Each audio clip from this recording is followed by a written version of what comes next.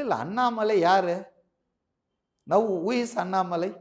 முன்னாள் தலைவரா இருந்தார் அவரா? பாஜகவுல ஓரங்கட்டி இப்போ உட்கார வச்சிருக்காங்களா? அவரு தானே? மோடியினுடைய ஆசீர்வாதம் பெற்றவர். ஆமா. அதனால தான் அண்ணாமலை. அவர ஓரங்கட்டி உட்கார வச்சிருக்காங்க.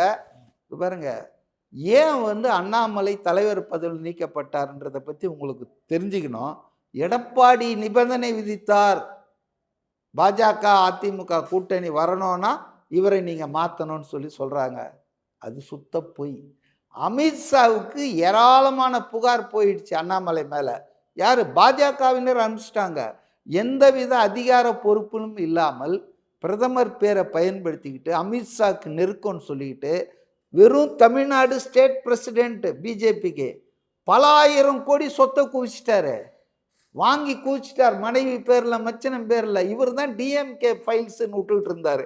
அவங்களாவது மந்திரியாயா கவர்மெண்ட்ல இருந்து காசு பார்த்தாங்க. இவர் கத்தியின்றி ரத்தமின்றி இவர் காசு பார்த்துட்டாரு. இந்த கம்ப்ளைண்ட்லாம் அங்க போனதுக்கு அப்புறம் தான் அவரை ரிமூவ் பண்றதுன்னு அமித்ஷா முடிவு பண்ணாரு. ஆனா அவர் புத்திசாலி, சாணக்கியர் தான். எடப்பாடியின் பேரை சொல்லி அவரை தூக்கிட்டாங்க. சரி, எடப்பாடி அவ்வளோ பவர்ஃபுல் இல்லை, அண்ணாமலையை தூக்குற பவர்ஃபுல் இருந்ததுல, அப்புறம் ஏன் தினகரனை சேர்க்காம அவரால் தடுக்க முடியல? நான் சொல்றது அமித்ஷா தான் டிசைடிங் ஃபேக்டர். அவர் நினைச்சா அண்ணாமலை தூக்குவாரு.